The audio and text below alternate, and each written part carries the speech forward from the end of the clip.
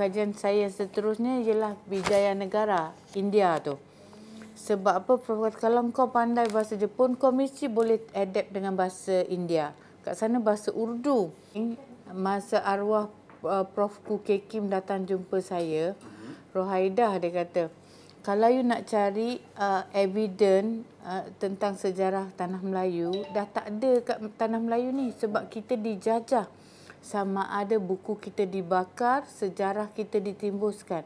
Jadi kita kena pergi luar negara, cari di muzium-muzium Portugal mana, baru kau dapat sejarah kau macam mana.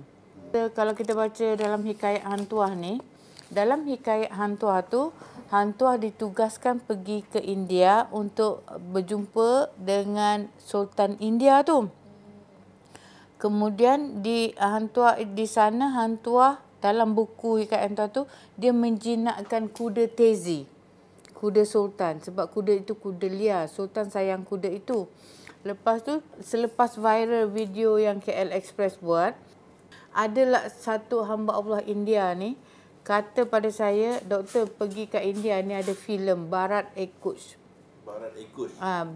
Filem tu episod ke-28 ke macam tu, ada keluar gambar Hang Tuah. Bersilat. Lepas tu dia budak tu kata itu dia siap cakap itu Laksman Hang Tuah from Melaka. Jadi bila saya pergi, kebetulan anak murid saya belajar di India. Tak sangka pula dia sama tempat yang tempat saya nak kaji tu, Kartanaka tu. Dia belajar kedoktoran, Dr. Fazrul namanya, Fazrul Halim. Jadi Fazrul lah bawa kami ke Kartanaka ni. Di runtuhan Hampi. Ni satu runtuhan tau.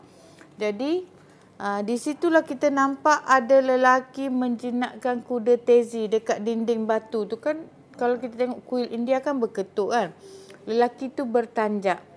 Sekali pegawai Kementerian Tourism dia cakap, this is man from Malacca. You see the horse is from Arab come to India and this man from Malacca sit on the horse. Ni meriam kita di India tu. Di situ ada istana Sultan yang dah muram tau. Istana Sultan tu, Sultan India ni, dia dulu Muslim. Portugis nak takluk Goa ni untuk mengkristiankan orang Islam. Jadi orang Islam sana tak nak masuk Kristian, dia tangkap semua, dia atur semua 6,000 rakyat India tu depan Sultan, slaughtered. Sembelih orang rakyat depan Sultan. Apa perasaan Sultan masa tu kan? Takkan dia nak buang agama dia sebab rakyat dia. Jadi Sultan kemudian, rakyat seorang tak nak pindah agama, Sultan pun tak nak pindah agama, rakyat dia bunuh dulu depan Sultan, kemudian Sultan dibunuh. Kuatnya agama, pegangan agama Islam Sultan Goa tu dulu. Kalau kita kata kejatuhan Islam ni kan, mula kita tengok sebab apa? Kejatuhan India, lepas tu kejatuhan Uthmaniyah.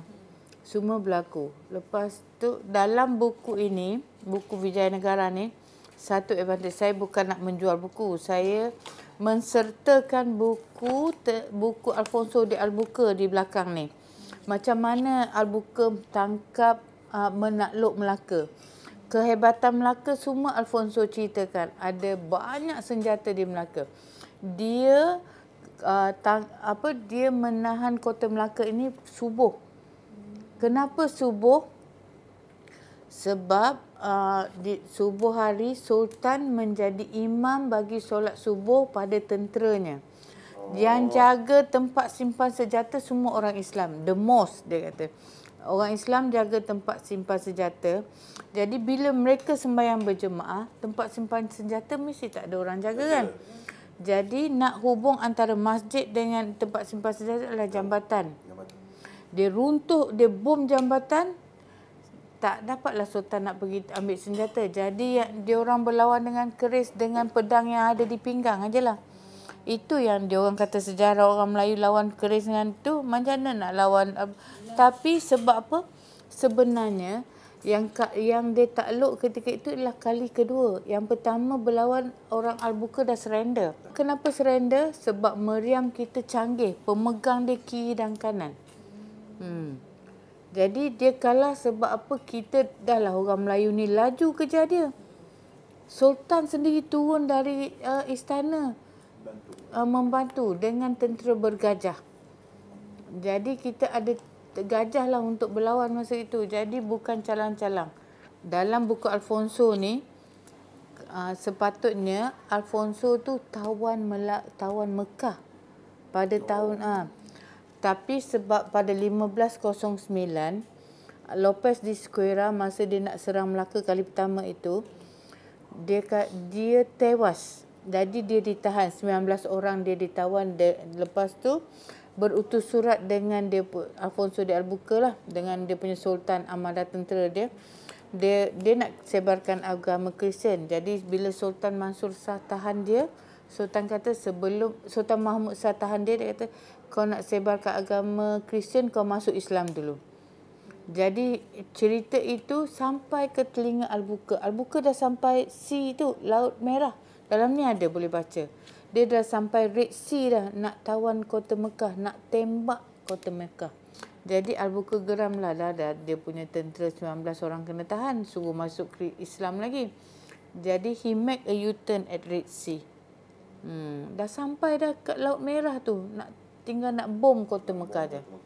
Jadi sama ada Allah dah takdirkan Melaka jatuh sebab nak selamatkan kota suci orang Islam. Jadi buku ni saya dah siap, ada buku, catatan Al-Buqa tu, boleh baca dan ambil iktibar.